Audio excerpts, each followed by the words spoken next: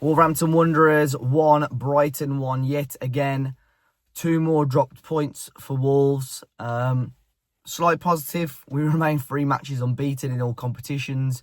But ultimately, the last 2 weeks, where Wolves have been able to take the lead in games, have some level of control, I suppose, in the games and throw them away with 2 late-ish goals is extremely frustrating. And today, I think, the in-game management from the guys in the dugout was extremely poor.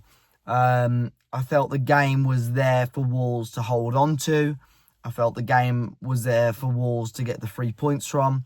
And I tell you what, if we did manage to win and hold on last weekend against Spurs, and if we did manage to hold on today, the league table would look so different. And it's just these minor things that do need to be addressed, because it's not good enough if Wolves want to remain a Premier League side this season. I think, of course, the players will have to take somewhat of some of the accountability, but I think a lot of it today was just purely down to how Wolves set up, particularly in the second half, to be completely honest. Just the one change from last week's team, we saw Chichua come in for Doherty, who was injured, so stuck with the back 4.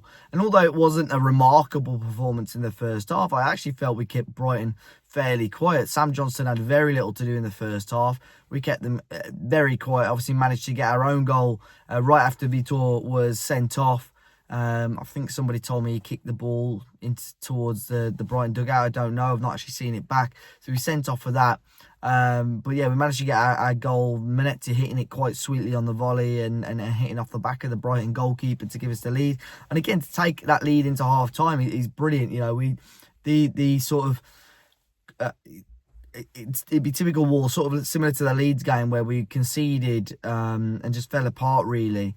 To go into half time with a platform to work off and to hold on to is good, but the second half is the second half of a manager who is extremely negative and probably too scared to take risks.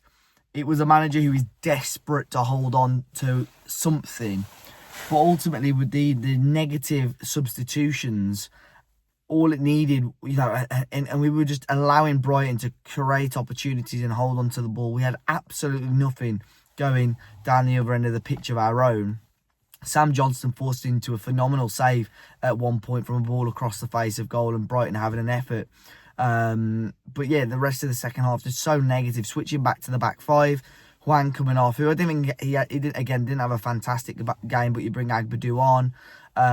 Strand Larsen then coming off for a player that wasn't a striker. So we're playing sort of a chunk of that second half with Jean Arias, who I thought really struggled today to get into the game. Marshall Molineux, who again, I think he worked his socks off, but was just kicked from pillar to post throughout the game. So I have no doubt we'll have some level of knocks, there. Jean-Ric de Bellegarde came on, just struggled to make an impact. David Muller-Wolfe came on for Hugo Bueno, who again, I don't think Bueno had the best of games, but Muller-Wolfe just didn't really offer too much. The issue is with Wolves at the moment, and I mentioned it a few weeks ago, probably just on the closure of the transfer window, Wolves haven't got enough game changers in their squad at the moment, or players that have shown us the ability that they can be game changers. I really struggle to think why did it take so long to get Tolu on again. As soon as we can see the goal and Brighton get back level, that's when it's panic stations and we've got to get a striker on. How have Fair Lopez, how have Rodrigo Gomez not got the opportunity to come on today?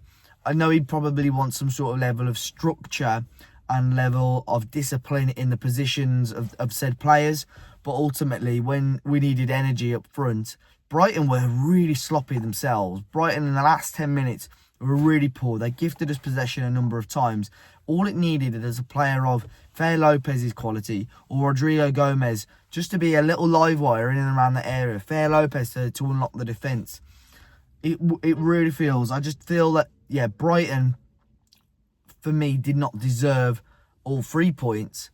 But based on our second half performance, neither did we. We could have got a win. If the substitutions were right, if the right systems were used, why are you switching to a back 5 there? Even at 1-0 with the back 4, Brighton offered very little. That's something you switch to with 10 minutes to go, not with half an hour to go. You bring off Strand Larson, who I felt his hold-up play was all right today. Feeding off scraps once again, though. Just so little to work with and work off. He had a chance where he hit the post himself, where it just almost seemed a little bit too easy, and just walked through the defence and hit it really sweetly, hard and low, but it hit the post. You know, if that goes in, of course, it's a different game completely. I think Wolves go on to get the 3 points. But again, there's going to be a hell of a lot of question marks raised about the in-game management today. In a game, two weekends running really now, where Wolves should have 6 points, but for whatever reason, we haven't done so. And that negativity will seep into the players as well. They looked frustrated at the final whistle as well. And I don't think it was particularly because of 11 poor performances, but I think it was a staff-led decision to make these 11 players playing the completely wrong roles and completely wrong system. So, yeah, there will be question marks raised. I put a little post on social media and a lot of negativity thrown towards Vitor Pereira's way. And a hell of a lot of pressure once again on the next 2 games. You know, if there wasn't pressure on the Sunderland and Burnley games, that there definitely are now. Wolves need to be getting probably 6 points out of those 2 games, to be completely honest. But, yeah, frustrating because going into this international break, the league table could have looked a hell of a lot better.